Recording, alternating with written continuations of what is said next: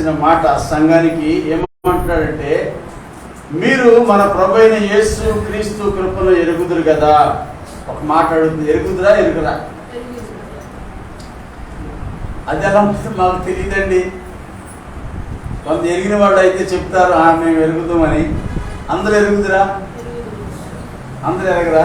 దేవునికి స్తోత్రం, హల్లెలూయా. యేసు క్రీస్తు కృపను ఎరుగుదురా ఎరగరా? మీరు ధైర్యంగా చెప్పొచ్చు, ఎరగని వారు నాకు అది తెలియదండి, ఆయన కృప అంటే ఏంటో నాకు తెలియదు అన్న వాళ్ళు ఎవరి నుండి చెప్పండి. అప్ప మీరు అందరూ తెలిసి అయితే మీకు చెప్పట్లేదు, ఎందుకంటే ఎవరూ చెయ్యట్లేదు. ఆయన కృప ఏంటో నాకు తెలియదు అని చెప్పేసి ఎవరు అంటలేదు.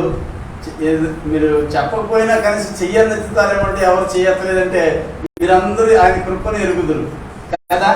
అయితే ఇప్పుడు నేను ఎవరిని అడిగితే ఆవిడ చెప్పాలి. అందరూ తెలుసు అన్నారు కదా, అందరూ ఆయన కృప అంటే నాకు తెలుసు అని చెప్పేసి అన్నారు. ఎందుకంటే తెలియదని ఎవరు ఒప్పుకోవట్లేదు, అందరూ తెలుసనే చెప్తున్నారు. దాన్ని బట్టి నాకు వచ్చిన విషయం, తెలిసిన విషయం ఏంటంటే మీ అందరికీ దేవుని కృప గురించి బాగా తెలుసు. దేవునికి స్తోత్రం. ఎవరు చెప్తారు బాగా? అందరికంటే బాగా ఎవరు చెప్తారు? చెయ్యనుకోండి, ఆయన కృపణ గురించి ఎవరు బాగా చెప్తారు? ఇది కూడా చెప్పడం. మరి అటు లేకుండా ఇటు లేకుండా ఎటు చంపేస్తున్నారు మీరు తిరిగి చెప్పాలంటే. ఏమో అటున్నా ఉండండి, ఇటున్నా ఉండండి, తెలిసిన వాళ్ళుగా ఉండండి, లేదా తెలియని వాళ్ళుగానే ఉండండి. అదేంటో నాకేమో అర్థం కాదు నిజంగా. ఒక్కొక్కసారి పోయినసారి పాస్టర్ గారు వచ్చి మీకు సంగతులు భలేవాళ్ళండి, అటు చెప్పరు ఇటు చెప్పరు అని అంటారు. ఆయన పోయినసారి మనకు వచ్చిన పాస్టర్ గారు ఏమంటున్నారు? ఆయన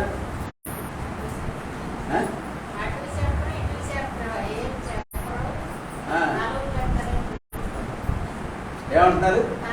తల ఊపేస్తారంట. దేవునికి స్తోత్రం. ఆ పాస్టర్ గారు అంటారు, మరి ఇలాగైతే ఎలాగండి? ఏదో ఒకటి చెప్పాలి కదా. తెలిస్తే తెలుసు అని చెప్పాలి, తెలియకపోతే తెలియదని చెప్పాలి. దీనికి ఏమన్నా డబ్బులు ఖర్చు అవుతాయా కదా? లేకపోతే మన పరువు పోతా? తెలియని విషయం తెలియదంటే మన పరువు ఏం పోతుంది చెప్పండి? ఒకవేళ తెలిసి అన్నారు అనుకోండి, తెలిసి అన్న తర్వాత చెప్పలేకపోతే అది కొద్దిగా ఇబ్బంది అనుకోవచ్చు. మనకి మన ఇంట్లో ఇది, మన ఇంట్లో మనం ఎలాగైనా మాట్లాడుకోవచ్చు, ధైర్యంగా మాట్లాడుకోవచ్చు, భయపడకుండా మనం మాట్లాడుకోవచ్చు. దేవునికి స్తోత్రం. అయితే ఇక్కడ పౌలు గారు అంటున్నాడు కదా, ఏమని ఆయన అంటున్నాడు, మీరు మన ప్రభువైన యేసు క్రీస్తు కృపను ఎరుగుదురు కదా. ఆయన ధనవంతుడై ఉండి మీరు తన దారిద్ర్యం వలన ధనవంతులు కావాలననియు మీ నిమిత్తము దరిద్రుడాయను. దేవునికి స్తోత్రం. ఇప్పుడు ఒక మాట మనం మాట్లాడుకోవాలి. యేసు క్రీస్తు కృప మీరు ఎరుగుదురు కదా అన్నాడు. ఏమిటి ఆయన కృప అంటే? మరి చాలా మందికి తెలుసు, లేకపోతే తెలియదు, తెలిసినా కూడా తెలియదు, తెలియకపోయినా అంతా తెలుసు అన్నట్టుగా ఉన్నారు. So no problem. అయితే ఒకటి మాత్రం మనం జ్ఞాపకం చేసుకోవాలి. యేసు క్రీస్తు కృప ఏమిటి అని అంటే, ఎన్నిక లేని లేకపోతే నశించిన దానిని వెదకి రక్షించాడు. అంటే మనము నశించిపోయాం, ఒక విధంగా పేరుకి బ్రతుకుతున్నాం, కానీ మనం చనిపోయిన స్థితిలోకి వెళ్ళిపోతే ప్రభు ఏం చేశాడంటే మనను ఆయన మన స్థానంలో చనిపోయి మనల్ని బ్రతికించుకున్నాడు. ఇది ఆయన కృప. అర్థమైందండి. ఒక మాట, చాలా ఉన్నాయి ఆయన కృప గురించి మనం మాట్లాడుకోవాలి అంటే. ఒకటి ఏంటంటే, ఆయన మన కొరకు ప్రాణం పెట్టి రక్తం కార్చి ఆయన మనల్ని బ్రతికించుకున్నాడు. ఇప్పుడు మనము పాపముల చేత అపరాధముల చేత సచిన వారమైనట్టుగా ప్రభు ఏం చేశాడు? మనను క్రీస్తులో బ్రతికించుకున్నాడు. ఇది ఆయన కృప. బ్రతికించుకున్న మనము, బ్రతుకుతున్న మనము ఎలా ఉండాలని మనం బ్రతికించుకున్నాడట. ఒకనొకప్పుడు దరిద్రులుగా ఉన్నాం. దరిద్రులు అంటే నిన్నటి దినాన్ని కూడా కొన్ని మాటలు చెప్పాను నేను. దరిద్రులు అంటే ఎవరండి? దేవునికి స్తోత్రం. సోమరులు. అయితే నేను ఒక మాట చెప్తాను, నేను ఆ సోమరుల సబ్జెక్టులో తర్వాత వద్దాం. దరిద్రులు అంటే ఎవరు అని అంటే, ఏమి లేనటువంటి వాడు. దరిద్రులు అంటే ఎవరు? ఎప్పుడు చూసినా మాకు అది లేదు, మాకు ఇది లేదు, ఇది లేదు, అది లేదని ఎప్పుడు ఇటువంటి మాట్లాడుతూ ఉంటారు. వారు దరిద్రులు. అవునా కాదా? అయితే ఉండి కూడా లేదు అంటున్నారంటే దరిద్రులాట. కొంతమంది ఉండి కూడా నాకేముందంటే ఒక ఆయన అన్నాడు ఒకప్పుడు, నా దగ్గర ఏముంది నాకు బూడిద అని చెప్పేసి అన్నాడట. ఆయన దగ్గర ఏముందంటండి? బూడిదే ఉందంట. దేవునికి స్తోత్రం. అది ఎంత దరిద్రం అనుకోవాలి చెప్పండి. దాన్ని బట్టి ఏమి లేనప్పుడు బూడిదే ఉందంట ఆయన దగ్గర. బూడి తప్ప ఇంకేం లేదు. నిజంగా దరిద్రుడా కాదా మరి? నా దగ్గర అంతా ఉంది, సమస్తం ఉన్నది అని ధైర్యంగా చెప్పగలిగితే పరిస్థితి లేదు. కొంతమంది ఎలా ఉంటారంటే ఏమి లేకపోయినా గొప్ప ధైర్యంగా ఉంటారు. నాకేమి లోటు లేదన్నట్టుగా ధీమాగా బ్రతుకుతారు. దేవునికి స్తోత్రం. హల్లెలూయా. ఏ చింత లేకుండా కష్టపడ్డామా, పని చేసామా, ఆరోగ్యంగా ఉన్నామా, అంతే. దేవునికి స్తోత్రం. అవునా కాదండి? అయితే ప్రభు అంటున్నాడు కదా ఇక్కడ, ఆయన కృప ఏంటంటే మనల్ని రక్షించుకుంది. మొట్టమొదటిగా ఆయన బిడ్డలను చేసుకుంది ఆయన కృప. ఇప్పుడు ఆయన బిడ్డలైన మనము ఎలా ఉండాలని దేవుడు కోరుకుంటున్నాడు అని అంటే, ఎలా ఉండాలని ఆయన మన మధ్యకి వచ్చాడు అని అంటే, మనం ఎలా ఉండాలని వచ్చాడటండి? ధనవంతులుగా ఉండాలని, ఇంకా పేదవారిగా ఉండాలని దేవుడు పేదవాడిగా వచ్చాడట. ఎందుకని అక్కడ చదువుకున్న మాటలో ఏమనుంది అక్కడ? ఆయన ధనవంతుడై ఉండి మీరు తన దారిద్ర్యము వలన ధనవంతులు కావాలని మీ నిమిత్తము దరిద్రుడాయను. దేవునికి స్తోత్రం. హల్లెలూయా. ఇప్పుడు ఆయన ధనవంతుడు. ధనవంతుడా కాదా దేవుడు? ఎలా ధనవంతుడు చెప్పండి? ప్రతిదానికి చెప్పండి అంటే మీరు నిలబడ్డది చెప్పడానికా లేకపోతే మాతో నేర్చుకోవడానికా మీరు అనొచ్చు అంటారు కదా. చెప్పండి అంటే మేము చెప్తే నువ్వేందుకు నేను పట్టాం? అవునా కాదండి? ఇటువంటి ఆలోచన వస్తుందా? రావాలి. చెప్పండి అని మమ్మల్ని అడుగుతున్నారు. మేము చెప్పగలిగే స్థాయి ఉంటే మేము అక్కడే నిలబడతాం, ఎక్కడెందుకు కూర్చుంటాం? అవునా కాదా? ఇది కూడా చెప్పరా మీరు? మంచిది, మీరు చెప్పరు. దేవునికి స్తోత్రం. తెలిసినా చెప్పరు. అయితే ప్రియమైన దింద్రా ప్రభు అంటాడు కదా, ఒక మాట చూస్తే 24వ కీర్తనలో ఒక మాట చూడండి. మొదటి వచనం ఏమంటుంది? 24వ కీర్తన మొదటి వచనంలో,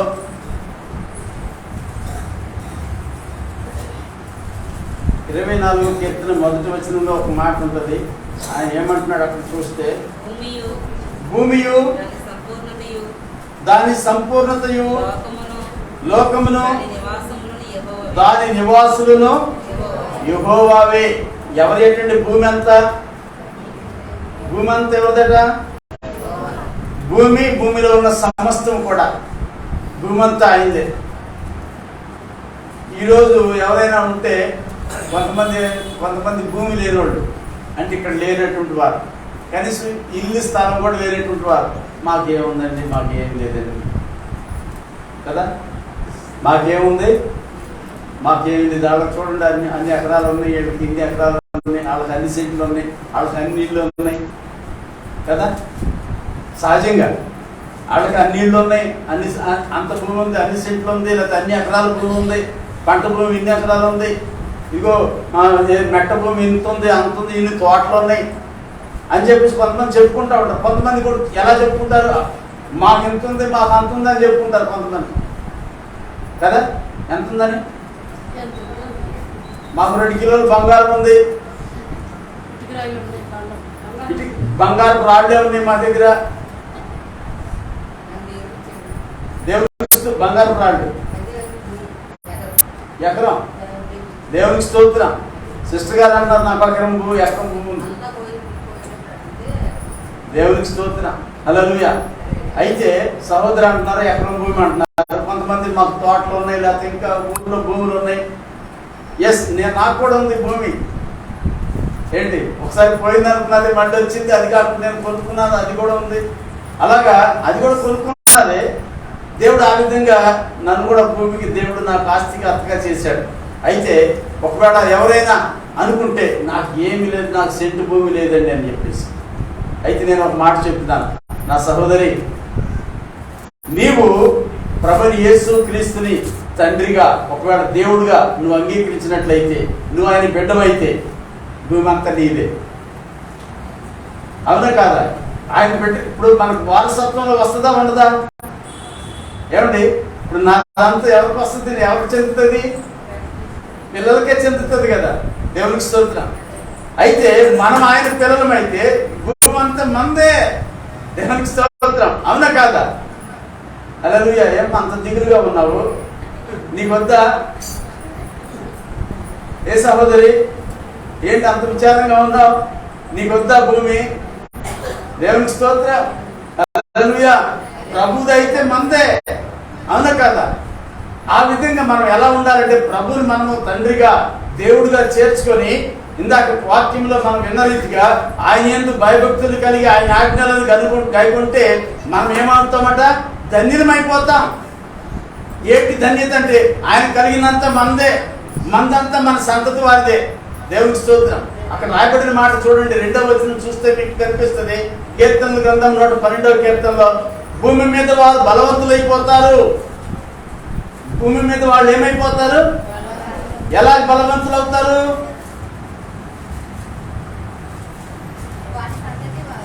వారి సంతతి వారు భూమి మీద బలవంతులు అవుతారు, యథార్థవంతులు. అమ్మా, యథార్థవంతుల వంశపు వారు దీవించబడతారు. దేవుని స్తోత్రం. ఇది ధన్యత. ఏంటంటే నీవు కనుక నీకేమి లేకపోవచ్చు, నువ్వు ప్రస్తుతము దరిద్రుడిగానే ఉన్నావు. నీకు సెంటు భూమి లేదు, చిన్న ఇల్లు కూడా లేదు, అద్దెంట్లో ఉంటున్నావు, అది కూడా చిన్న ఇంట్లో ఉంటున్నావు అనుకో, నిజమే. కానీ నీవు కనుక దేవుని, ప్రభుని యేసు క్రీస్తుని తన తండ్రిగా లేకపోతే రాజుగా నువ్వు అంగీకరించినట్లయితే ఆయనదంతా నీదే. హల్లెలూయా. ఆయనదంతా కూడా ఏంటి? ఆయనది భూమియు దాని సంపూర్ణతయు యెహోవావే. దేవుని స్తోత్రం. హల్లెలూయా. నీకు ఎంత కావాలో కోరుకో. దేవుడు అటండి అబ్రాహామును అన్నాడట, నడు, నీ ఇష్టం, నిన్ను పిలిచాను కదా, నిన్ను ఆశీర్వదిస్తానని. నువ్వు ఎంత నడుస్తావు, నడిచి నువ్వు ఆక్రపై ఆక్రమించుకో అంతే. అదంతా నీకే. హల్లెలూయా. ఎందుకు? భూమి అయింది. చూడండి, ఒక్క మాట చిన్నదే, కానీ అర్థం, దాని వెనకాల ఉన్నట్టు అర్థము, దాని తాత్పర్యం ఎంత విస్తృతంగా విశాలంగా ఉంటుందంటే నమ్మితే దాన్ని మనం స్వతంత్రించుకుంటాం. ఈరోజు చూడండి ప్రియమైన తింటారా, ఇజ్రాయేల్ దేశం, ఆ దేశాన్ని దేవుడు ఇచ్చాడు. ఆనాడే దేవుడు. అంతకుముందు దేశంగా లేదు, అది వేరే వాళ్ళ దేశం. అది ఈ దేశంలో నువ్వు నడువు, నీ అంత నడుస్తావు అదంతా నీకే అన్నాడు దేవుడు. అబ్రాహాము నడిచాడు, అలసిపోయాడు. పాపం అలసిపోయినా కూడా నడుస్తూనే ఉన్నాడు. దేవుని స్తోత్రం. ఇక చాలు ప్రభు అంటే చాలా, ఓకే అయితే నీకే చాలు, ఆగి నిన్నేదో ఆశ పెట్టాలని కాదు, అయితే ఇది నువ్వు పెద్దగా అనుభవించకపోవచ్చు, కానీ నీ సంతతి వారికి నేను ఇచ్చేస్తున్నాను. అలాగే ఈరోజు మనం అనుభవించలేకపోవచ్చు. అర్థమైందండి? గమనించండి, ఈరోజు మనము దేవుని ఆశీర్వాదాలు అనుభవించలేకపోవచ్చు, ఆయన సమృద్ధిని మనం అనుభవించలేకపోవచ్చు.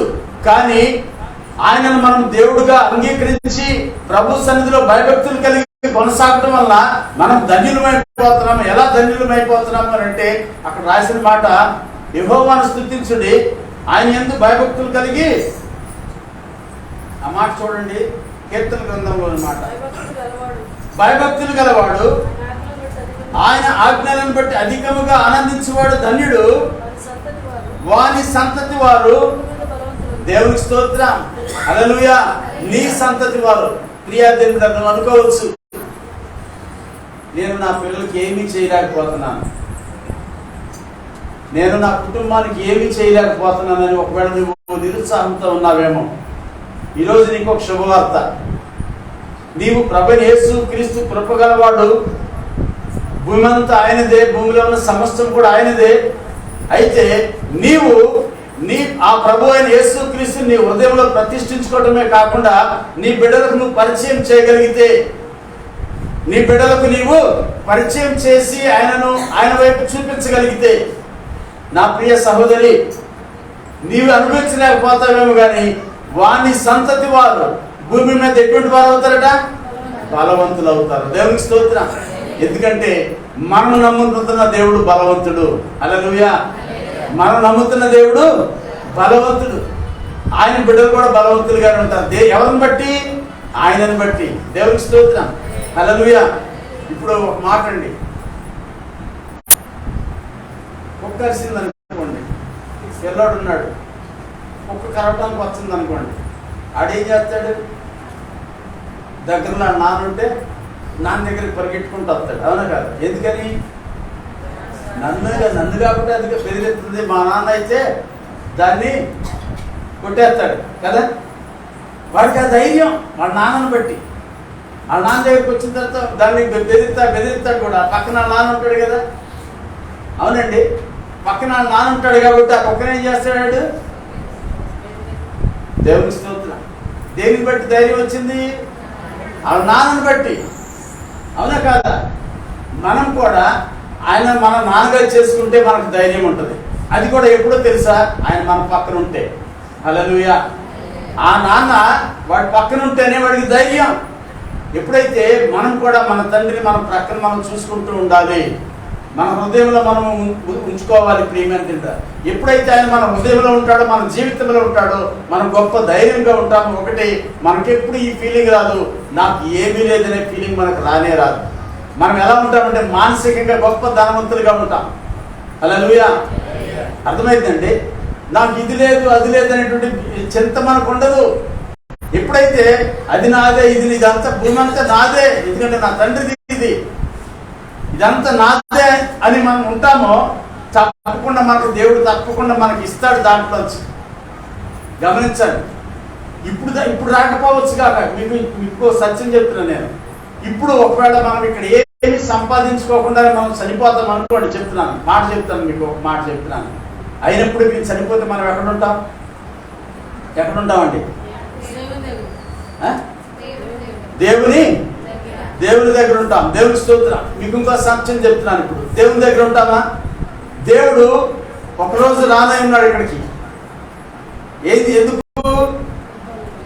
పరిపాలన చేయడానికి. భూమి మీద ఆయన పరిపాలన ఉంటుంది. 1000 ఏళ్ల పరిపాలన భూమి మీద ఉంటుంది. అప్పుడు మనం పరిపాలన చేస్తాం ఈ భూమి మీద. దేవునికి స్తోత్రం. హల్లెలూయా. అర్థమైందండి? నమ్ముతున్నారా? నమ్మినవాడు ఒకసారి చప్పట్లు కొట్టరా. నమ్మినవాడు నమ్మండి. ఈరోజు మనకి సెంటు భూమి లేకపోవచ్చు, కానీ ఒకరోజు వస్తుంది మనం దేవుడిని, ఆ ప్రభుని యేసు క్రీస్తును దేవుడిగా మన హృదయంలో ప్రతిష్ఠించుకొని మనం జీవించడం ద్వారా భూమి మీద బ్రతికినంత కాలము గొప్ప ధనవంతులుగా మనం బ్రతుకుతాం. బ్రతికినంత కాలం ఏమి లేకపోయినా ధనవంతులుగానే ఉంటాం. మీకు ఇంకో చిన్న మాట, ధనవంతులుగా ఎలా ఉంటాము అంటారా? దేవుని బిడ్డలుగా మనం జీవిస్తే, దేవుని మన హృదయంలో ప్రతిష్ఠించుకొని కనుక మనము కొనసాగితే. ఒక సందర్భంలో అంటాడు కదా, యెషయా గ్రంథంలో అంటాడు దేవుడు, మిమ్మల్ని అన్నటువంటి రాజులు పోషిస్తారని అంటాడు, రాణులు మీకు పాలు తాగిస్తారని అంటాడు. మనం పేదవాళ్ళమే, ఏమి లేదు మన దగ్గర, కానీ వాళ్ళు ఎలా చూస్తారు? మనల్ని ఒక దేవుడిలాగా చూస్తారు. అర్థమవుతుందండి? వాళ్ళు ఏం చేస్తారు అంటే వాళ్ళ పల్లకీలో మనల్ని ఊరేగిస్తూ తిప్పుతూ ఉంటారు. చిన్న మాట చెప్తాను, ఉదాహరణ. ఒక అమ్మాయి ఉంది, ఒక అమ్మాయి, మీకు ఒక అమ్మాయి తెలుసు కదా, బైబిల్ గ్రంథంలో చెప్తాను. నేను మామూలు బయట నుంచి చెప్పాలనుకున్నాను, కానీ బైబిల్ గ్రంథంలోంచి ఒక మాట చెప్తాను. రాజుల గ్రంథంలో ఉంటుంది. ఇప్పుడు తీయద్దులేండి, నేను రేపు చెప్పట్లేదు. 2వ రాజుల గ్రంథము 5వ అధ్యాయం అనుకుంటాను. ఒక చిన్నది ఉంటుంది, ఇశ్రాయేలీయుల చిన్నది. ఎక్కడుందంటే ఆమె సిరియా దేశంలో ఉన్నటువంటి నయమాను దగ్గర పని మనిషిగా ఉంది. దేవునికి స్తోత్రం. ఆ పని మనిషే, కానీ ఎక్కడికి వెళ్ళినా రథంలో వెళ్తుంది వాళ్ళ అమ్మగారితో పాటు. ఎక్కడికి వెళ్తుంది? రథంలో వెళ్తూ ఉంటే అందరూ నమస్కారం చేస్తూ ఉంటారు. దేనికి? వాళ్ళ అమ్మగారు రథంలో ఉంది, వాళ్ళ అమ్మగారితో పాటు ఈ అమ్మాయి ఉంది. చూడండి ఎంత ఘనత. స్తోత్రం. పని మనిషే, కానీ దేవుడు ఏం చేశాడంటే ఈ పాపను కూడా, ఈ పిల్లని ఆ కూర్చోబెట్టాడు రథంలో. ఎంత ఘనతది! కానీ అయితే ఈ విధంగా కనుక మనం ఆలోచిస్తే, చూసావా దేవుడు నన్ను ఎక్కడ తీసుకొచ్చాడు, ఎక్కడి నుండి నన్ను ఎక్కడి నుండి ఎక్కడికి తీసుకొచ్చాడు, నీకు వందనాలు ప్రభు అని మనం కృతజ్ఞతలు చెప్పగలిగితే, ఏమండి నిజంగా దేవుడు ఎంత సంతోషిస్తాడు. అక్కడ రథంలో తిప్పినా, రాజభవనంలో నిన్ను ఉంచినా, నేను పొట్టిదాన్ని, నేను ఏమి బికారిని అని చెప్పేసి అనుకుంటా ఉంటే నేను ఇంకా ఎలా చెయ్యాలి? నువ్వు కట్టని రాజభవనంలో నిన్ను నివాసం చేపిస్తున్నాడు కదా, నువ్వు అసలు దగ్గరకు కూడా వెళ్ళడానికి వీల్లేని రథంలో నిన్ను నడిపిస్తున్నాడు కదా. అంటే ఒకసారి ఆలోచించారా? దేవుడు ఎంత కృపగల దేవుడు అండి. బ్రదర్ ఆలోచించారా ఒకసారి ఎప్పుడన్నా? దేవునికి స్తోత్రం, హల్లెలూయా. కనుక ఈ విషయం మనం జ్ఞాపకం చేసుకుంటే, దేనిని బట్టి ఆమె ఎక్కడున్నప్పటికీ తన తండ్రి దేవుణ్ణి మర్చిపోలేదు. అర్థమైందండి. ఆ చిన్నది, ఆ ఇశ్రాయేలు చిన్నది సిరియా దేశంలో ఉండినా, ఒక పని మనిషిగా ఉండినా, ఒక బానిసగా ఉండినా కూడా తన దేవుణ్ణి మాత్రం మర్చిపోలేదు.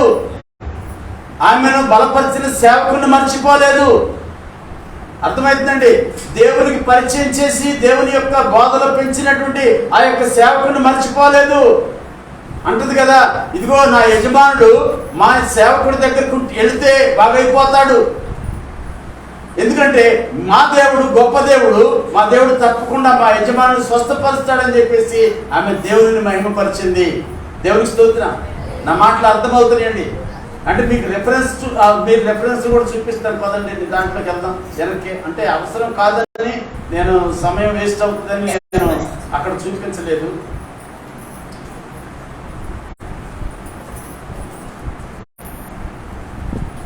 రెండవ రాజుల గ్రంథం 5వ అధ్యాయంలో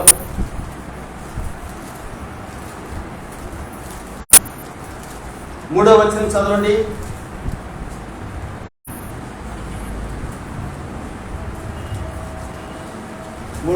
తీలేదా? అది షోమ్రోనులో ఉన్న ప్రవక్త దగ్గర నా ఏలినవాడు ఉండవలెనని నేనెంతో కోరుచున్నాను. అతడు నా ఏలిన వానికి కలిగిన కుష్ఠరోగమును బాగు చేయనని తన యజమానురాలితో అనేను. దేవునికి స్తోత్రం, హల్లెలూయా, హల్లెలూయా. ఈ చిన్నది చెప్తా ఉంది తన యజమానురాలతో ఏమని? షోమ్రోను ప్రవక్త దగ్గర నా ఏలిన వాడు ఉంటే వీడు బాగుపడిపోతాడు. దేవునికి స్తోత్రం, హల్లెలూయా. ఈ యొక్క నయమాన్ అనేటువంటి సైన్యాధిపతి, నయమాన్ అనే సైన్యాధిపతి ఎక్కడుంటే బాగైపోతాడు? ఇశ్రాయేలు దేశంలో ఉన్న షోమ్రోలో ఉన్న నా ప్రవక్త దగ్గరికి వెళితే బాగైపోతాడు. ఎందుకంటే నా ప్రవక్త సేవించుతున్న దేవుడు సర్వశక్తిమంతుడు. మా దేవుడు సర్వశక్తిమంతుడు. ఆయన బాగు చేయగలిగిన వాడు. ఏ రోగమైనా సరే బాగు చేస్తాడు. ఏ పరిస్థితినైనా సరే ఆయన చక్కపరుస్తాడు. దేవునికి స్తోత్రం, హల్లెలూయా. ఆ యొక్క చిన్నదాని యొక్క విశ్వాసం చూడండి. ఆ చిన్నదాని యొక్క ఆత్మీయ జీవితాన్ని ఒకసారి గమనించండి. ఈరోజు మనం ఆత్మీయంగా ఎందుకు వర్ధిల్లలేకపోతున్నాం, ఎందుకు దీవెనకరంగా ఉండలేకపోతున్నాం, అనేకులకు ఆశీర్వాదకరంగా ఎందుకు ఉండలేకపోతున్నాం, మనలో మనమే ఎందుకు పనికిరాని వాళ్ళము, లేకపోతే ఏమీ చేతగాని వాళ్ళముగా ఎందుకు ఉండిపోతున్నాము అని అంటే మనం దేవుని యందు విశ్వాసం ఉంచట్లేదు. దేవునికి స్తోత్రం, హల్లెలూయా. ఇంకా చెప్పాలి అంటే ఇందాక మనం పాస్టర్ గారు కూడా చెప్పారు కదా, యెహోవాను స్తుతించుడి కీర్తనలో 112వ కీర్తన 1వ అధ్యాయం 1-2 వచనాలు కనుక చూస్తే, యెహోవా యందు భయభక్తులు కలిగి ఆయన ఆజ్ఞలను ఎలాగా అధికముగా ఆనందించువాడు ధన్యుడు. దేవుని ఆయన ఆజ్ఞల యందు అధికముగా ఆనందించువాడు ధన్యుడు. ఏంటి వారికి కలిగే ధన్యత అంటే వారి సంతతి వారు భూమి మీద బలవంతులుగా ఉంటారు. అధికముగా ఆనందించేవాడు దేవుని బట్టి, ఆయన ఆజ్ఞలను బట్టి. ఆజ్ఞలు ఏమిటి అని అంటే ప్రియమైన ఒక మాట చెప్తాను. ఇందాక చెప్పారు, పాస్టర్ గారు కూడా చెప్పారు. మొట్టమొదటిగా ఆయన ఎందుకు భయభక్తులు కలిగి ఉండాలి, రెండోది ఆయనను హృదయంలో ప్రతిష్ఠించుకోవాలి. దేవుని బిడ్డలుగా అయితే మనం ఎలా ఉండాలంటే యథార్థంగా ఉండాలి, నమ్మకస్తులుగా ఉండాలి. ప్రియమైన దేవుని పేరు చెప్పుకొని మనము దేవుని బిడ్డల మీద చెప్పుకుంటూ ఒకరికి అన్యాయం చేసేవారిగా ఉండకూడదు, ద్వేషించేవారిగా ఉండకూడదు. మనము యేసు క్రీస్తు ప్రభుని మనం దేవుడిగా అంగీకరించినట్లయితే మన దేవుడు అందరినీ ప్రేమించాడు. దేవుడు లోకమును ఎంతో ప్రేమించాడు. మనం కూడా పాస్టర్ గారు చెప్పారు, మన పొరుగు వారిని మనం ప్రేమించేవారిగా ఉండాలి. రెండే ఆజ్ఞలు బైబిల్ అంతట్లోను. ఒకటి, దేవుని ప్రేమించాలి పూర్ణ హృదయంతో, పూర్ణ మనసుతో, పూర్ణాత్మతో, ఏమండి పూర్ణ శక్తితో ప్రభుని ప్రేమించాలి. రెండవది, నీ పొరుగు వారిని ప్రేమించాలి. ప్రేమే మూలం, ప్రేమే దేవునికి స్తోత్రం. హల్లెలూయా. కనుక దేవుని సన్నిధిలో ఉన్న మనము ఒక మాట జ్ఞాపకం చేసుకోవాలి. ఆయన ధనవంతుడు, భూమి అంతా ఆయనదే, కానీ ఆయన ఏమి లేని వాడుగా రిక్తుడుగా భూమి మీదకి వచ్చాడు. ప్రియమైన యేసుక్రీస్తు ప్రభు ఎందుకో తెలుసా? మనను ధనవంతులుగా చేయడానికి. దేవునికి స్తోత్రం. హల్లెలూయా. ధనవంతుడు ఎలా ఉంటాడు? ధనవంతుడి పిల్లలు ఎలా ఉంటారు చూడండి ఒకసారి. ధనవంతుడి పిల్లలు ఎలా ఉంటారండి? ధనవంతుడి పిల్లలు ఎలా ఉంటారు అమ్మా? ఎలా ఉంటారు? హ్యాపీగా ఉంటారు. దేవునికి స్తోత్రం. మంచి మాట. ధనవంతుడి పిల్లలు ఎప్పుడు ఉంటారు? ఎలా ఉంటారు? అదే తెలుగులో చెప్పు. దేవునికి స్తోత్రం. ఏ లోటు లేకుండా ఉంటారు. ఈ లోటు లేదనుకుంటే ఇందాక మాట చక్కటిగా ఉంది. ఎవరు చెప్పారు హ్యాపీగా ఉంటారని? దేవునికి ధనవంతుల పిల్లలు హ్యాపీగా ఉంటారు. ముందు సంతోషం, ఇది లేదు అది లేదని చింత ఉండదు వాళ్ళకి. ఏది కావాలంటే అది కొనుక్కుంటారు, అది సంపాదించుకుంటారు అంతే. ఏది కావాలంటే అది. మరి మన దేవుడు ధనవంతుడి కదా, భూమి అంతా ఆయనదే కదా. మరి మనం ఎందుకు విచారంగా ఉంటున్నాము? నాకు అది లేదు ఇది లేదని. మనం ఆయన పిల్లలమే కదా. మనమేం ఇప్పుడు ధనవంతుల పిల్లలు ఉన్నారనుకోండి, వాళ్ళు ఏమైనా కష్టపడుతున్నారా? ఆల్రెడీ వాళ్ళ నాన్న సంపాదించి పెట్టాడు. స్తోత్రం. వాళ్ళ నాన్న ఏం చేశాడు? ఆల్రెడీ సంపాదించి పెట్టాడు. కనుక వీడు ఎలా ఉంటాడంటే, నాకు మా నాన్న గొప్ప మిలియనీర్ కాబట్టి నాకేంటి, ఏది కావాలంటే అది. దేవునికి స్తోత్రం. వాడు అవసరం లేకపోయినా కానీ వాడు ఎలా ఉంటాడంటే, నాది మా నాన్నది చాలా నాదే అనుకుంటాడు అంతే. నాకు ఏ లోటు లేదు, నాకు ఏది కావాలంటే అది. దేవునికి స్తోత్రం. అలా అంత నిశ్చింతగా మనం ఎందుకు ఉండలేకపోతున్నాం? ఎందుకంటే మన దేవుడు భూమి అంతా ఆయనదే కదా. దేవునికి స్తోత్రం. హల్లెలూయా. మనం ఎలా ఉండాలి అంటే నిశ్చింత కలిగి ఉండాలి. ఏది కావాలంటే అది అడగటమే అంతే. నాకు ఇది కావాలి డాడీ, నాకు ఇది కావాలంతే. నాకేమీ లేదు అడుక్కునేవాడుగా ఉండకూడదు. అమ్మా అమ్మా అయ్యా అని అంటా ఉంటారు ద్వారం దగ్గరికి వచ్చి. అలా అడుక్కునేవాడు కాదు. మనం ఎలా ఉండాలంటే పిల్లలుగా ఉండాలి. డాడీ నాకు ఇది కావాలి అంతే. అర్థమవుతుందండి? నాన్న నాకు ఇది కావాలి. నిజంగా అంటే మా రమేష్ ఒక్కొక్కసారి అలాగే చేస్తాడు. సడన్గా చెప్తాడు ఏదైనా కావాలంటే. ఒరే ఇలా కావాలంటే ఎలాగరా, ముందుగా చెప్తే నేను ప్రిపేర్ అవుతానుగా, నాకు తెలిసి నీ దగ్గర ఉంటుందని. ఏమా నాకు తెలుసు నీ దగ్గర ఉంటుందని చెప్పేసి. అంటే చూడండి, మరి మన తండ్రి గురించి మనకు తెలియాలి కదా. అర్థమైందండి? మన తండ్రికి తెలుసు మన అవసరాలు ఏంటో. కాబట్టి అది మనకు నిత్యం అవసరమైతే తప్పకుండా మనం వెళ్తాము, డాడీ నాకు అది కావాలంతే. ఇంకా రిక్వెస్ట్ లేదేం లేదు. ఈ విధంగా మనం ఉండినప్పుడు తప్పకుండా దేవుడు ఏం చేస్తాడు? మనకి ఇస్తాడు. ఆయన పిల్లలముగా మనం ఏం చేయాలంటే ఆయన నామానికి అవమానకరంగా మనం జీవించకూడదు. అర్థమైందండి? మన తండ్రికి మన తండ్రి పేరు గొప్ప చేసేవారిగా ఉండాలి. మన తండ్రి పేరు మనము మహిమపరిచేవారిగా ఉండాలి.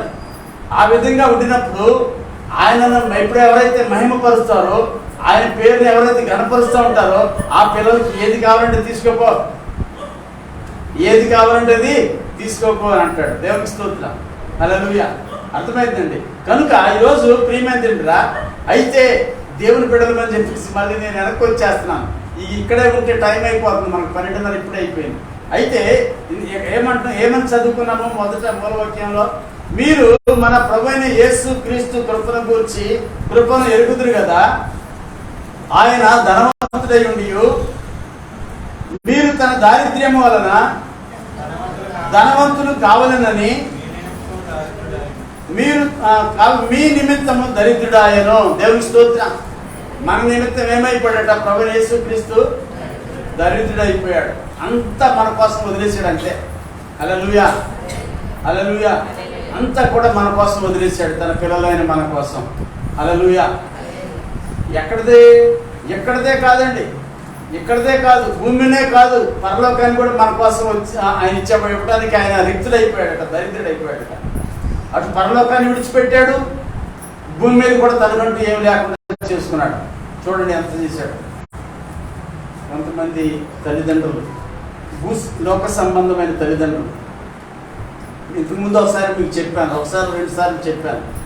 ఇక్కడే సుధాకర్ అని ఒక ఆయన ఉండేవాడు, పేరు సుధాకర్. మేము వచ్చిన కొత్తలో ఆయన గురించి బాగా విన్నాను. BHPB employee. అయితే ఆయన 10 రూపాయల వడ్డీ తిప్పేవాడు ఆ రోజుల్లో. 10 రూపాయల వడ్డీ. ఎంప్లాయీస్లో సగం మంది ఆయన ఖాతాదారులే.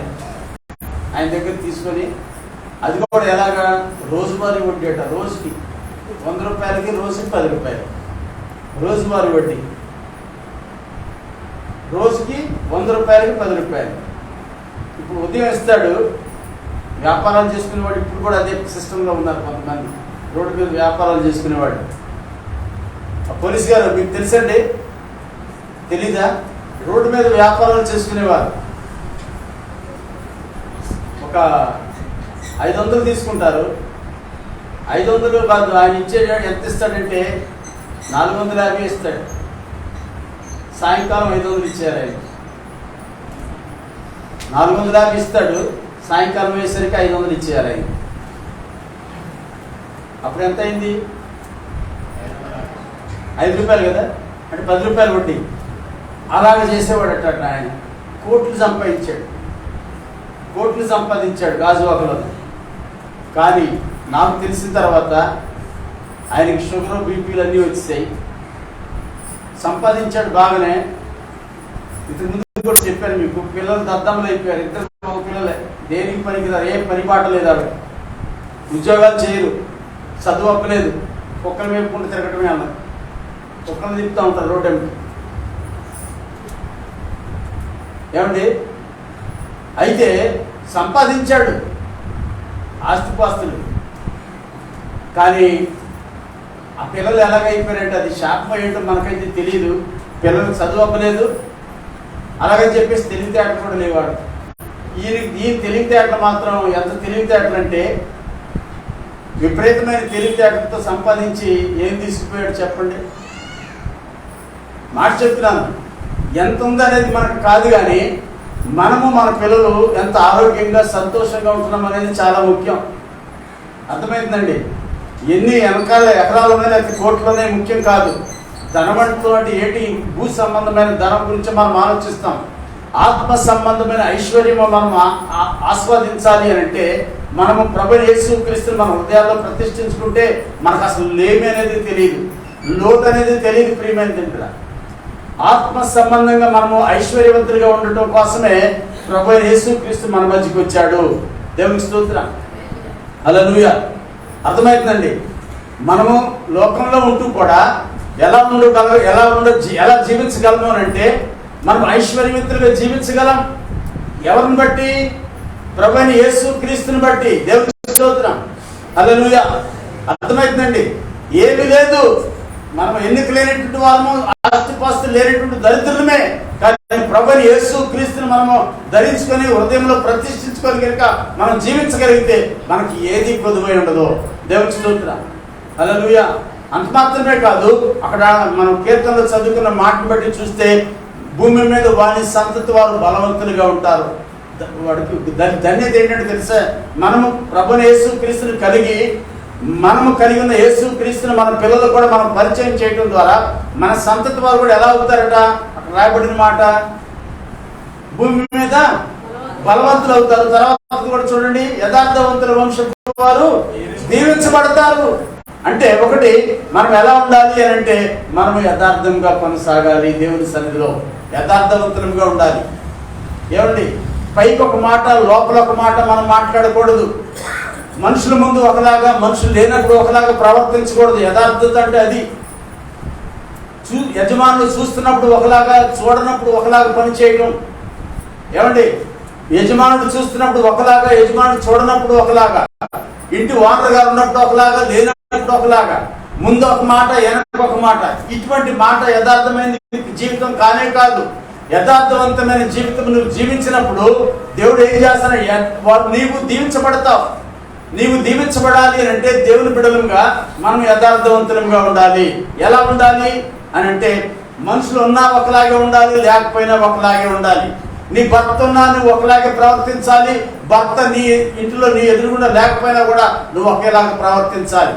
ఏమంటే, నీ తల్లిదండ్రులు ఉన్నా నువ్వు వాళ్ళ ముందు ఎలా ఉన్నప్పుడు ఎలా ఉంటున్నావో వారు లేనప్పుడు కూడా నువ్వు అలాగే ఉండాలి. అర్థమైందండి? ఈ మాట ఇంకొక మాట చెప్తున్నాను, నేను ఇంకొక మాట చెప్తున్నాను. ఇది అందరికి వర్తించే మాట. ఇప్పుడు ప్రస్తుత కాలానికి సంబంధించిన మాట. కొంతమంది సెల్ ఫోన్లు ఉపయోగించేవారు.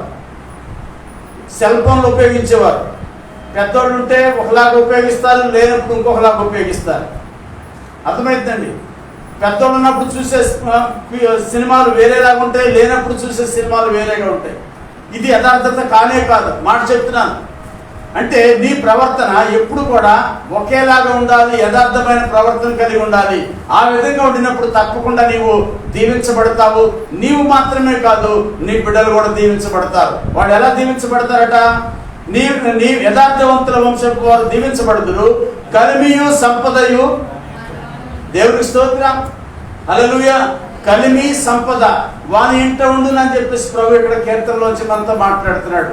నువ్వు యథార్థంగా ఉంటే, నీవు పనిచేసే స్థలంలో యథార్థంగా ఉంటే, నీ ఇంటిలో నువ్వు యథార్థంగా ఉంటే, నీ భర్త ఎదుట, నీ భార్య ఎదుట నువ్వు యథార్థంగా ఉంటే. కొంతమంది భర్తలు ఉంటారు, పని చేస్తారు, డబ్బులు తీసుకుంటారు, జీతం కొంత నొక్కేసి ఎంత అని చెప్తారు. ఎవరి దగ్గర అండి నువ్వు మోసం చేసేది? ఎవరి దగ్గర? నీ భార్య దగ్గర. నీ కష్టాలతో మోసం చేస్తే ఎలాగ నువ్వు దీవించబడతావు చెప్పు? నీ కుటుంబం ఎలా దీవించబడుతుంది? నీ అవసరాలు ఎలా తీర్చబడతాయి? మాట చెప్తున్నాను. మన అవసరాలు మనము లోటులోనికి లేక లేమిలోనికి వెళ్ళటానికి కారణం ఎవరు అంటే మనమే. అవునా కాదా? గమనించండి.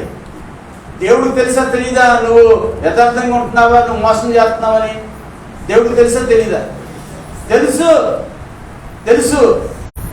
మరి దేవునికి మరుగైంది ఏదైనా ఉందా?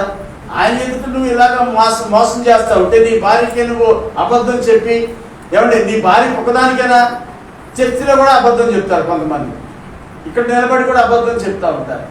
ఎలాగంటే నువ్వు దీవించబడతావు చెప్పు? అంటాడు కదా, యథార్థవంతుల వంశపు వారు దీవించబడతారు, కలిమియు సంపదయు వాని ఇంట ఉంటుంది. దేవునికి స్తోత్రం, హల్లెలూయా.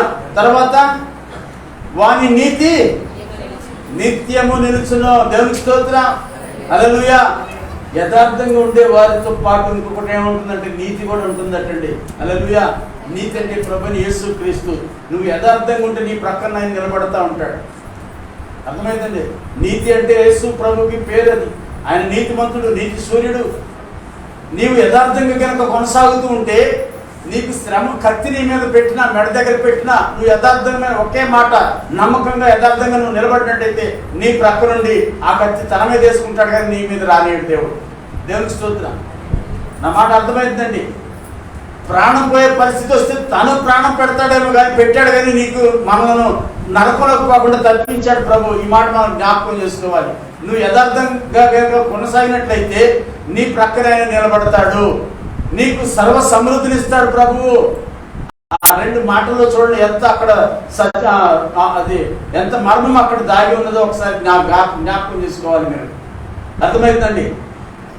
యథార్థవంతుల వంశపు వారు దీవించబడతారు, కలిమియు సంపద వాని ఇంట ఉండును, వాని నీతి. దేవునికి స్తోత్రం, హల్లెలూయా. ప్రియ తండ్రి, నీవు ప్రభువుని ఘనపరిచేవారిగా, ప్రభుని మహిమపరిచేవాడిగా నీవు ఉంటావు, నువ్వు యథార్థవంతుడిగా ఉన్నట్లయితే. ఎందుకు ఇక్కడ మనం మాట్లాడుకుంటున్నాము ఈరోజు ప్రియమైన తండ్రి? ఎందుకు ఈ మాట చెప్తున్నా అంటే, ఇక్కడ కోచ్ కూడా అబద్ధం చెప్తారు, లేకపోతే అబద్ధాలు చేస్తారని చెప్పేసి. అయితే ఆ మాట నేను సాధ్యం చెప్పను. పోయినసారి ఎస్తేరం గారు చెప్పారు, పోయిన ఆదివారం కదా, దశమ భాగాల గురించి, కానుకల గురించి, దేవునికి స్తోత్రం. హల్లెలూయా. అయితే ఒకటి మాట నేను చెప్తున్నాను, దశమ భాగాలు మన కష్టార్జితం నుంచి యథార్థంగా ఎప్పుడైతే మనం తీసుకొని వస్తామో, ఆ సిస్టర్ గారు చెప్పారు కూడా, మలాకీ గ్రంథంలో ఉందని చెప్పేసి 3వ అధ్యాయం 10వ వచనంలో ఉంటుంది మలాకీ గ్రంథం.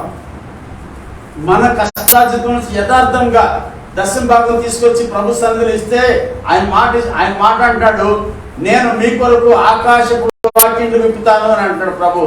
దేవునికి స్తోత్రం.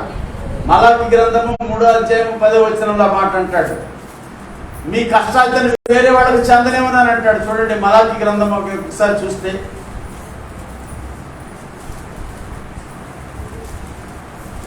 మలాకీ గ్రంథము 3వ అధ్యాయంలోంచి ఆఖరి గ్రంథం అంటే పాత నిబంధనలో మలాకీ గ్రంథము 3వ అధ్యాయము 8వ వచనం చదవండి. మానవుడు దేవుని యొద్ద దొంగిలునా? అయితే ఎవరు? దేవుడు మాట్లాడుతున్నాడు. అయితే మీరు నా యొద్ద దొంగిలితిరి, దేని విషయంలో మేము నీ యొద్ద దొంగిలితిమని మీరందరూ 10వ భాగమును ప్రతిష్ఠిత అర్పణలను ఇయ్యక దొంగిలితిరి. దేవుని స్తోత్రం. ప్రభు మాట్లాడుతున్నాడు, నా మాట కాదు, వాక్యంలో ఉన్న మాట. దశమ భాగంలో ఇవ్వని వారి గురించి ఒకసారి ఆలోచించండి. ప్రభు ఏమన్నాడంటే, మీరు దొంగతనం చేస్తున్నారు అని అంటున్నాడు. ఏ విషయంలో దొంగతనం చేస్తున్నారు అంటే ఈయన అంటున్నాడు కదా, 10వ భాగములను ప్రతిష్ఠిత అర్పణలను ఇయ్యక దొంగిలితిరి అని అంటున్నాడు. ఈ జనులందరూ గమనించండి, ఈ జనులందరూ నా యొద్ద దొంగిలించునే ఉన్నారు, మీరు శాపగ్రస్తులై ఉన్నారు. చూడండి, మనము శాపగ్రస్తులుగా ఉంటున్నాము అంటే కష్టపడుతున్నాము, సంపాదిస్తున్నాము, మన అవసరాలు తీర్చబడట్లేదు, మన అక్కర్లు తీర్చబడట్లేదు, మనం లేవిలోనే బ్రతుకుతున్నాము. కొనుక్కోవాలనుకుంటాం, కొనుక్కోలేని పరిస్థితి. ఏమండి, మన అవసరాలు తీర్చబడట్లేదు, లేమి. అయితే చూడండి, ఇక్కడ ప్రభు మాట్లాడుతున్న మాట, మీరు శాపగ్రస్తులుగా ఉంటున్నారు. ఏంటి శాపము? ఏంటంటే మీకు ఆరోగ్యంగా ఉండాలి, అనారోగ్యం తెచ్చుకుంటున్నారు, మీ అనారోగ్యం కొరకు తీసుకెళ్లి డబ్బులు డాక్టర్కి హాస్పిటల్ ఇచ్చేస్తున్నారు. దేవునికి స్తోత్రం. అది శాపం కాదా? మనం కష్టపడుతున్నాము, సంపాదిస్తున్నాము, అనుభవించకుండా ఈ డబ్బులు తీసుకెళ్లి రోగాల కోసం హాస్పిటల్లో పోస్తున్నాం. ఇది శాపం. గమనించండి. ఏమండి, ఈ డబ్బులు తీసుకెళ్లి, కష్టపడిన డబ్బులు తీసుకెళ్లి అప్పులు కడుతున్నాం, వడ్డీలు కడుతున్నాం. ఇది శాపం, మనం అనుభవించట్లేదు. కనుక ప్రియమైన తింటున్నా, ఇక్కడ ప్రభు మాట్లాడుతున్నాడు, మీరు శాపగ్రస్తులై ఉన్నారు. తర్వాత ఏమంటున్నాడు, నా మందిరంలో ఆహారం ఉండునట్లు 10వ భాగమంతయు, మీ 10వ భాగమంతయు, మీరు 1000 రూపాయలు సంపాదిస్తే 100 రూపాయలు దేవుని మందిరంలో తీసుకురండి. 900 మీయి, 100 రూపాయలు దేవునివి. దేవుడు 1000 రూపాయలు ఇచ్చాడు మీకు, ఆ 1000 రూపాయల నుంచి 100 రూపాయలు నా మందిరంలో తీసుకురండి అని అంటున్నాడు. 900 మీరే ఖర్చు పెట్టుకోండి. కానీ ఇక్కడ అంటున్నాడు, ఈ తర్వాత ఏమంటున్నాడు, నా మందిరంలో ఆహారం ఉండునట్లు 10వ భాగమంతయు మీరు నా మందిరపు నిధిలోనికి తీసుకొని రండి. దీని చేసి మీ 10వ భాగమంతయు నా మందిరపు నిధిలోనికి తీసుకొని వచ్చి నన్ను శోధించిన ఎడల, దీని చేసి నన్ను శోధించిన ఎడల నేను ఆకాశపు వాకిండ్లు విప్పి పట్టజాలనంత విస్తారముగా దీవెనను కుమ్మరించదనని సైన్యములకు అధిపత్యకు యెహోవా సెలవిచ్చుచున్నాడు. దేవునికి స్తోత్రం. హల్లెలూయా. దేవుడు ఏం చేస్తాడట? ఆకాశపు వాకిండ్లు విప్పుతాడట. హల్లెలూయా. ఒకసారి ఆకాశపు వాకిండ్లు విప్పాడు. ఎవరి కోసం విప్పాడు అని అంటే, నోవాహు కుటుంబం కోసం ఆకాశపు వాకిండ్లు విప్పాడు, తూములు విప్పాడు, జలధారను కుమ్మరించాడు. అంతే. దేవునికి స్తోత్రం. హల్లెలూయా. అందరూ నశించిపోయారు, దాంట్లో కేవలం నోవా కుటుంబం మాత్రమే బ్రతుకున్నది. కనుక ప్రియమైన తింటారు, ప్రభు అంటాడు, అయితే మీరు దాన్ని చేయి. అప్పుడేమంటాడు, మీ పంటను తినివేయి పురుగులను నేను గద్దించేదను. గమనించండి, మీ పంట, మీ కష్టార్జితం. కొన్ని పురుగులు తినేస్తున్నాయట. ఇందా చెప్పాను కదా, పురుగులు ఏంటయ్యి? అనారోగ్యాలతో, ఇంకొకటి వడ్డీలతో, ఏమండి పురుగులు తినేస్తా ఉంటే మీ కష్టార్జితాన్ని.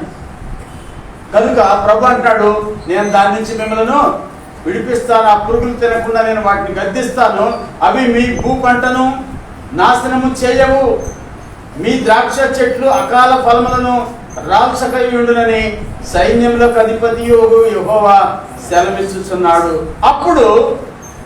అప్పుడు ఆనందకరమైన దేశంలో మీరు నివసింతురు. దేవునికి స్తోత్రం, హల్లెలూయా. ఏమండి సంతోషం లేదు. ఎవరికి సంతోషం ఉండదు తెలుసండి? అపరాధ భావం హృదయంలో ఉన్న వాళ్ళకి, అసూయ ఉన్న వాళ్ళకి, ఏమంటే ద్వేషం ఉన్న వాళ్ళు సంతోషించలేరు. ప్రభు బిడ్డలమే, కానీ మనకు సంతోషం లేదు. కారణం ఏంటి? ప్రభు లేడు మనలో. ప్రభు ఉంటే మనం సంతోషంగానే ఉంటాం.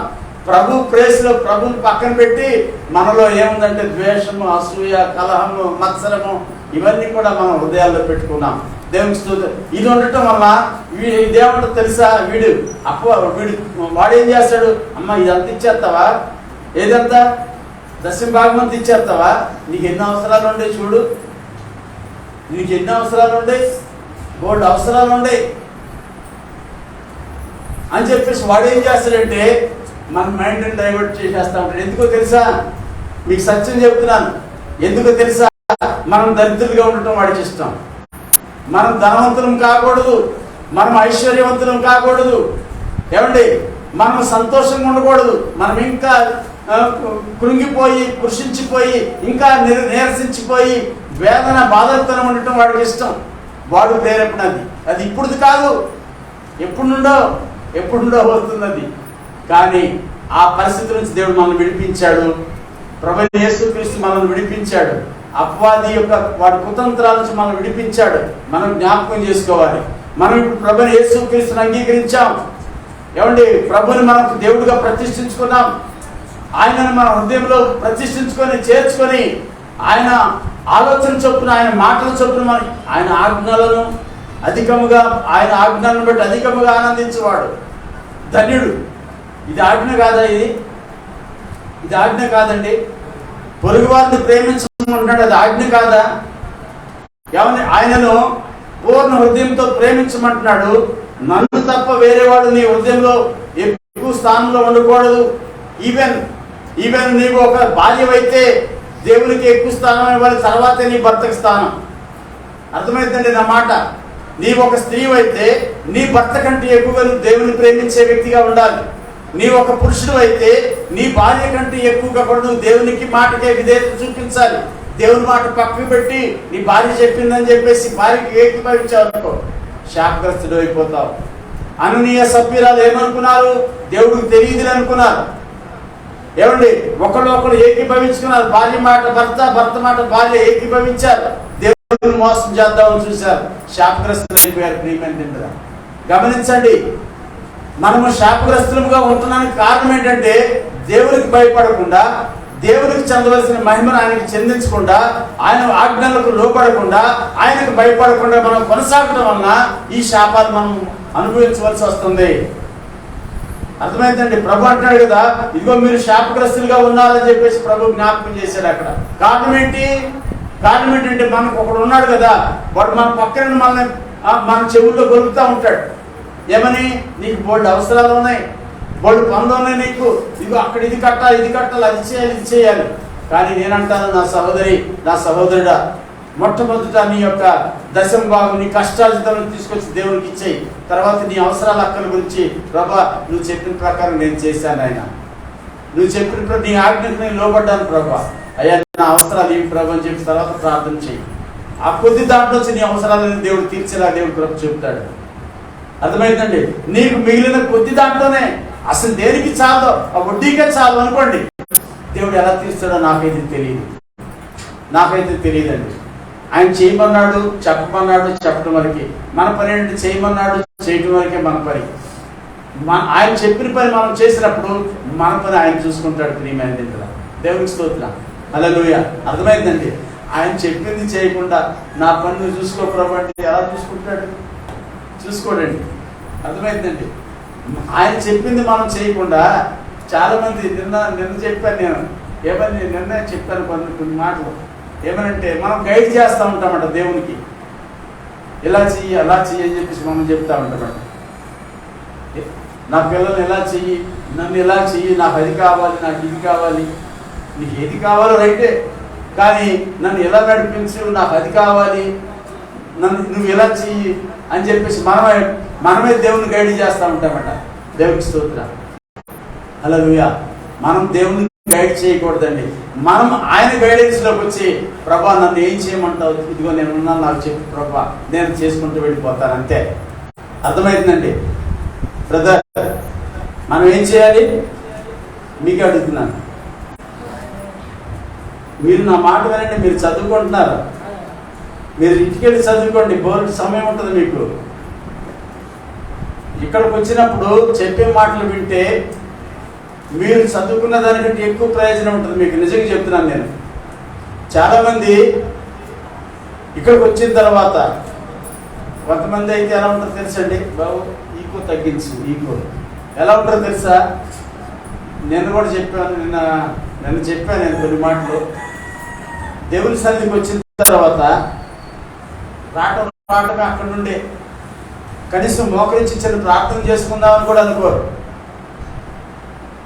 దేవుని మందిరంలోకి అడుగు పెట్టిన తర్వాత నువ్వు కూర్చోవలసిన స్థానంలోనికి వచ్చి చిన్న మోకరించి ప్రభా నీ సన్నిధికి నన్ను నడిపించావు, ఒకసారి నన్ను జ్ఞాపకం చేసుకో ప్రభా, నాతో మాట్లాడిన ఆయన, నా పరిస్థితి అంతా నీకు తెలుసు, అయినా నువ్వు ఒక మాట మాట్లాడితే నేను ఆదరించబడతాను ప్రభా, నువ్వు ఒక మాట మాట్లాడితే నాకు సంతోషం కలుగుతుంది ప్రభా అని చిన్న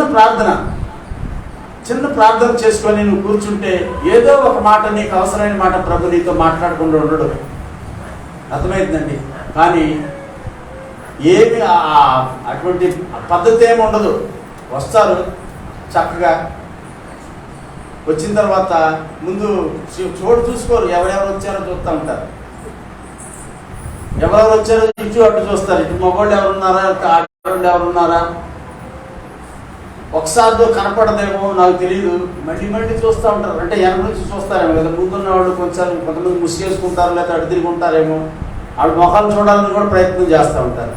ఏముందండి మొఖాలు చూస్తున్నాను, తర్వాత చూడొచ్చు కదా నువ్వు. కొంతమంది ఆ చెంగు ముసుగేసుకోవడం కూడా అలవాటు లేదు, ఏంటో మరి నాకైతే తెలియదు. అయితే నేను ఎందుకు ఈ మాట చెప్తున్నానంటే నీవు అనేక దినాలుగా రక్షింపబడిన వ్యక్తివే, అనేక దినాలుగా దేవుని సన్నిధికి వస్తున్నావు.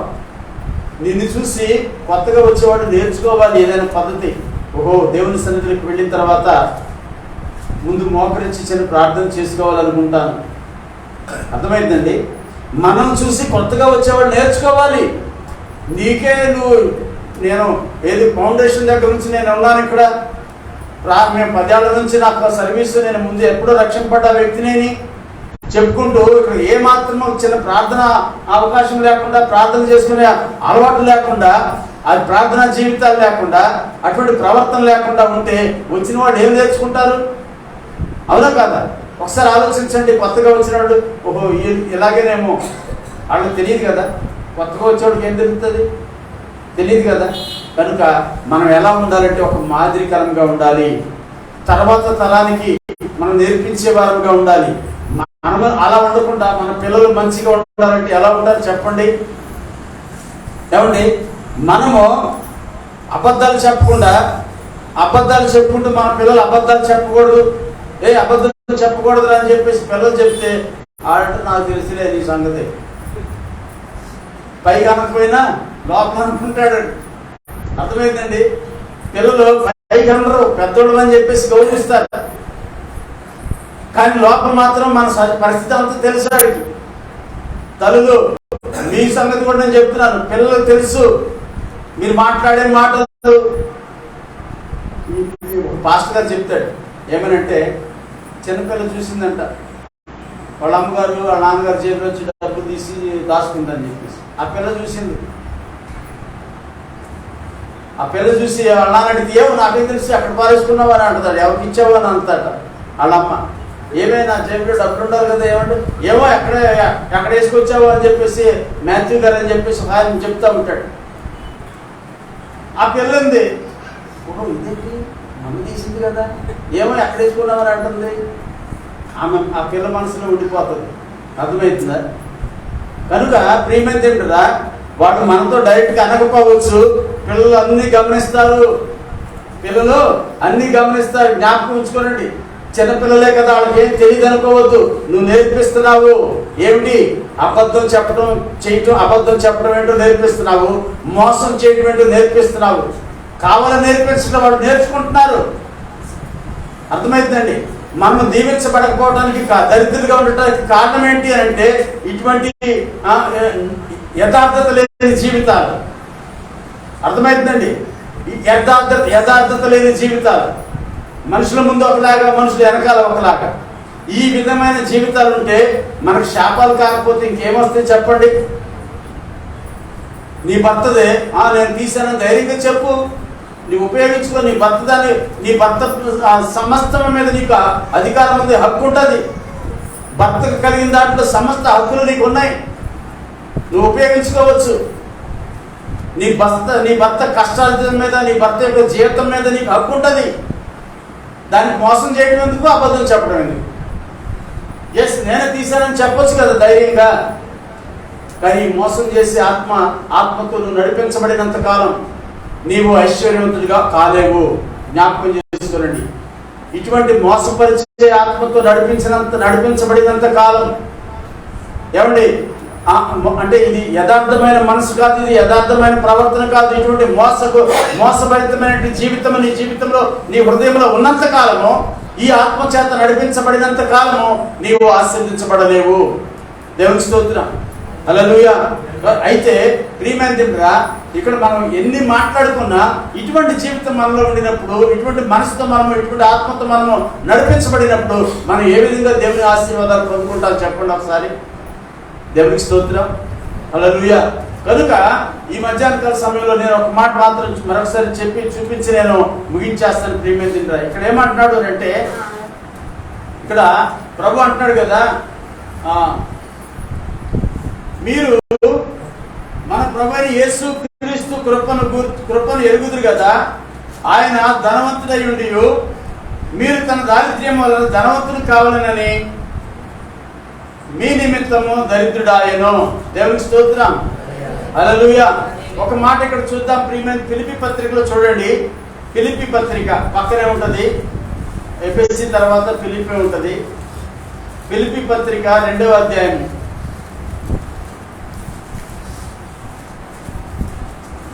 6-7 వచనాలు కనుక మనం చూస్తే ప్రభు గురించి రెండు చిన్న మాటలు ఉంటాయి.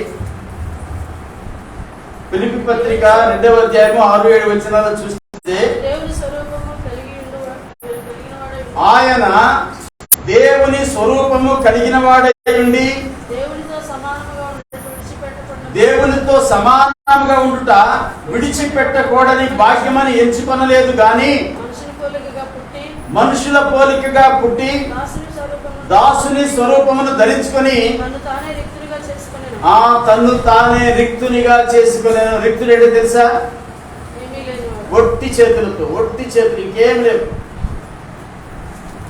ఒక సందర్భంలో యాకోబు గారు ఏమంటాడంటే, నేను ఒట్టి చేతికర్రతో నదిని దాటాను ప్రభువా, నా దగ్గర ఏమీ లేదు, అప్పుడు ఒట్టివాడిగా వచ్చాను, ఇప్పుడు నేను 2 గుంపులైపోయాను. ఇదంతా నీ కృపను బట్టి నాయన, ఇది నీ కృపను బట్టే కదా. దేవునికి స్తోత్రం. హల్లెలూయా. ఒట్టివాడు, ఒంటరివాడిగా వచ్చాడు. ఆ రోజు దేవుడు మాట్లాడాడు, యాకోబు నేను నీకు తోడై ఉంటాను, యాకోబు నేను నీకు తోడై ఉంటాను. అయితే ప్రియమైనదిరా, అది మొదలుకొని నేను మరలా వచ్చి, ఇది మామూలు స్థాయి, నువ్వు మాట్లాడిన దేవుడు కదా, మాట్లాడాడు కదా దేవుడు, నేను నీకు తోడుగా ఉంటాను అన్నాడు కదా. నువ్వు నాకు తోడుగా ఉంటే నేను ఇది మందిరమే, నేను ఇక్కడ మరలా వచ్చి నేను సేవిస్తాను ప్రభు అని చెప్పేసి వాగ్దానం చేశాడు. దేవునికి స్తోత్రం. నాకు వచ్చిన దాంట్లో అంత దశభాగం నీకు ఇచ్చేస్తాను ప్రభు అన్నాడు. అర్థమైందండి? యాకోబు యాకోబు ఏమన్నాడప్పుడు, నాకు అన్నము వస్త్రాలు ఇచ్చి నన్ను కనుక క్షేమంగా తీసుకొని వస్తే మరలా ఈ దేశానికి నీకు దశభాగం ఇచ్చేస్తాను ప్రభువా. దేవుడికి స్తోత్రం. హల్లెలూయా. 2 గుంపులుగా దేవుడు ఆశీర్వదించాడు. 2 గుంపులు అయ్యారు. అంటే 2 గుంపులు అంటే ఎంత అనుకున్నారు? వేల గొర్రెలు అయిపోయాయి. పశువులు, వేల పశువులు, ఎంతోమంది పనివారు, 2 భార్యలు, 8 మంది, 9 మంది, 10 మంది కోట్లు. ఎంత సంతానం అయిపోయిందో చూడండి. దేవుడికి స్తోత్రం. హల్లెలూయా. అంతగా దేవుడు ఆశీర్వదించాడు. అక్కడికి వచ్చిన తర్వాత మళ్ళా దేవుడు జ్ఞాపకం చేశాడు. హల్లెలూయా. ఏమని జ్ఞాపకం చేశాడు? ఇదిగో ఒకప్పుడు నువ్వు ప్రమాణం చేశావు, నీకు ఇస్తానన్నావు కదా, మరలా నేను తీసుకొస్తే నేను ఇస్తానని అన్నావు, చూసావు, ఇదిగో నేనే అది అప్పుడు చెప్పిన దేవుడిని నేనే, నీకు తోడుగా ఉన్నాను అని జ్ఞాపకం చేస్తే ప్రభువా నువ్వు నన్ను ఆశీర్వదించాలి నాయన. అవటానికైతే అయ్యాను కానీ నాకు ఆశీర్వాదం లేదు నాయన, నాకు నెమ్మది లేదు ప్రభా, భయము, కలవరం. ఏంటి? శత్రువు ఎదురుగా ఉన్నాడు, చంపేస్తానని చూస్తున్నాడు. అయ్యా నాకు సహాయం కావాలి ప్రభు అని చెప్పేసి ప్రభు పాదాలు పట్టుకుంటే పట్టుకొని వదిలిపెట్టలేదటండి. దేవుడికి స్తోత్రం. దేవునితో పోరాడి గెలిచిన వాడుగా పేరు వచ్చేసింది ఆయనకి. అంతే. దేవుడికి స్తోత్రం. దేవునితో పోరాడి గెలిచాడు. దేవునితో పోరాడి ఎవరిని గెలవగలరా? దేవునితో పోరాడి ఎవరిని గెలవగలరా? దేవుడికి స్తోత్రం. కానీ అక్కడ నిజంగా దేవుడు ఆయన గెలిపించాడు. అంతే. ఎవరిని? యాకోబుని గెలిపించాడు దేవుడు. దేవుడికి స్తోత్రం. కొన్నిసార్లు పిల్లలు, తల్లులు పెద్దగా ఆడలే కానీ తండ్రి పిల్లలు ఆడుతూ ఉంటారు కదా, కుస్తీ పట్టినప్పుడు ఓడిపోయినట్టు వీళ్ళు పడిపోతారు కింద, పిల్లలు ఎంత హ్యాపీ అయిపోతారు, నేను గెలిచా అని చెప్పేసి. అవునా కాదా? గెలిచినందుకు హ్యాపీ అవుతారా అవరా పిల్లలు? అలాగే మన తండ్రి మనల్ని గెలిపిస్తూ ఉంటాడు. దేవుడికి స్తోత్రం. హల్లెలూయా. ఎందుకంటే మనం సంతోషించడం ఆయనకి కావాలి. హల్లెలూయా. మనం ఓడిపోయి కృంగిపోయి ఉండటం ఆయనకి ఇష్టం కాదు. అర్థమైందండి? పిల్లలు గెలవటం కోసం తండ్రులు ఓడిపోతారు. అంతే. ఆయన గెలిపిస్తారు ఈ తండ్రి ఓడిపోయి. ఆ దేవుడు కూడా ఆ రోజు అలాగే ఆయన ఓడిపోలేదు కానీ నువ్వు గెలిచావని చెప్పేసి నువ్వు మనుషులతోనూ దేవునితోనూ కూడా పోరాడి గెలిచిన మగసిరి గల మగవాడు అంటాడు. దేవునికి స్తోత్రం. హల్లెలూయా. ఎంత మంచి పేరు తెచ్చుకున్నాడు ప్రియమైన దేవుడు. ఈ విధంగా మనం గెలిచేవారిగా ఉండాలని ప్రభు కోరుకుంటాడు. ఎప్పుడు మనం గెలుస్తాం తప్పకుండా, దేవుడు గెలిపించుకుంటాడు. అటువంటి జీవితం, యథార్థమైన జీవితం, పోరాడే మనస్తత్వం. ఎవరితో? మనుషులతో కాదు, అపవాదితో పోరాడాలి. ఏమండి? వాడిని ఎదిరించాలి. ప్రభు సహాయం తీసుకొని మనము గెలుస్తాం. హల్లెలూయా. ప్రభు మనం గెలిపిస్తాడు. ఆ విధంగా మనము దీవెనకరంగా ఉంటాం ప్రియమైన దేవుడా, ఐశ్వర్యవంతులు అవుతాం. ప్రభు మన కొరకు ఏం చేశాడు? తను రిక్తులుగా చేసుకున్నాడు. ఆయన దేవునితో సమానంగా ఉండేటువంటి హోదా, పరలోకం గురించి నేను ఒక మాట చెప్పి నేను ముగించేస్తాను. ఎందుకంటే మరి పరలోకం గురించి ఒక మాట చెప్పనా? పరలోకం గురించి ఇప్పుడు అది ఎక్కువైపోతుందేమో. మరి పాస్టర్ గారు ఇప్పటికే అవస్థ పడిపోతుంది, కింద కూర్చోలేక. నాకు అర్థమైపోతుంది కదులుతూ ఉంటే. ఏంటంటే మొన్న ఈ మధ్య మనం ఎప్పుడు మొన్న కదా అక్షరాలు లేని పుస్తకం ఒకటి ఉంది. దేవునికి స్తోత్రం. అక్షరాలు లేని పుస్తకం, కానీ ఎన్ని మాటలు ఉన్నాయో దాంట్లో. దేవునికి అక్షరాలు అయితే లేవు, ఏం కనపడవు, కానీ అర్థాలు చాలా ఉన్నాయి ప్రియమైన దేవునికి స్తోత్రం. హల్లెలూయా. దేవుని చిత్తం మీకు అందరికీ తెలిసి, ఇంతకుముందు మీరు కూడా చూశారు, చెప్పారు, మీకు కూడా నేర్చుకున్నారు. అయితే దేవుని చిత్తం అయితే వచ్చే వారము ఆ విషయాల గురించి మాట్లాడుకుందాం. మూలవాక్యం మరొకసారి చదవరా ప్లీజ్. మూలవాక్యము 2వ కొరింథీ పత్రిక 8వ అధ్యాయం 9వ వచనం. 2వ కొరింథీ పత్రిక 8వ అధ్యాయం 9వ వచనం. మీరు మన ప్రభువైన యేసు క్రీస్తు కృపను ఎరుగుదురు కదా. ఆయన ధనవంతుడై ఉండి మీరు తన దారిద్ర్యము వలన ధనవంతులు కావాలనని మీ నిమిత్తము దరిద్రుడాయను. దేవునికి స్తోత్రం. హల్లెలూయా. ప్రియమైన మన దేవుడు, మన ప్రభువైన యేసు క్రీస్తు గొప్ప ధనవంతుడు, తండ్రికి ఏకైక కుమారుడు, సమస్త సృష్టికి సృష్టికర్త అయిన తండ్రి అయిన దేవుని కుమారుడు. అయితే ఆయన ధనవంతుడు తండ్రి నుంచి వచ్చిన వారసత్వంలో వచ్చిన ఆస్తి అనుకోండి, పరలోకము భూమి సమస్తం కూడా ఆయనవే. అయితే ఆయన బిడలుగా మనం ఉండినప్పుడు అది మనదవుతుందనే విశ్వాసం, అటువంటి నిశ్చయత మనం కలిగి ఉండినప్పుడు, ఆయన సన్నిధిలో యథార్థంగా మనం కొనసాగినప్పుడు నిశ్చయంగా ఆ దీవెనలన్నీ మనం పొందుకుంటామని ప్రభువు మనం చేస్తున్న మాటలు ముగిస్తున్నాను. దేవుడి మాటలు మన అందరి వినికిడిలో దీవించి ఆశీర్వదించి ఫలింప చేయను గాక. ఆమె ప్రార్థన చేసుకుందాం. మన మధ్యలో ఉన్న ప్రియులు ఎస్తేర్ గారు, క్షమించాలి, హేమలత గారు ప్రార్థన చేయడం. అందరు కళ్ళు మూసుకొని ఎవరు లేకొద్దమ్మా, అప్పుడే లేకొద్దు. పిల్లలు ఎవరు లెక్కండి, కూర్చోండి.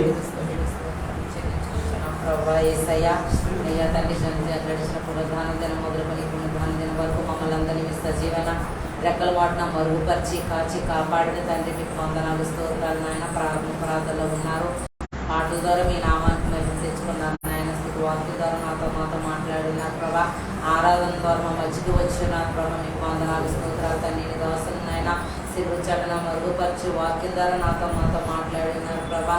విన్న వాక్యం మా హృదయంలో ఫలింపచేయండి నాయన. వాక్యానుసారంగా జీవించే జీవితాలు మాకు అందరికీ దయచేయమడుచున్న ప్రభా యేసయ్య. అయ్యా తండ్రి నాయన, ఇగో ప్రభా యేసయ్య తండ్రి నాయన, అయ్యా దరిద్రులుగా నాయన మేము ఉంటుండగా ప్రభా యేసయ్య, ధనవంతుడమైన నీవు మా కోసం నాయన దరిద్రుడు అయ్యావని ప్రభా లేకుండా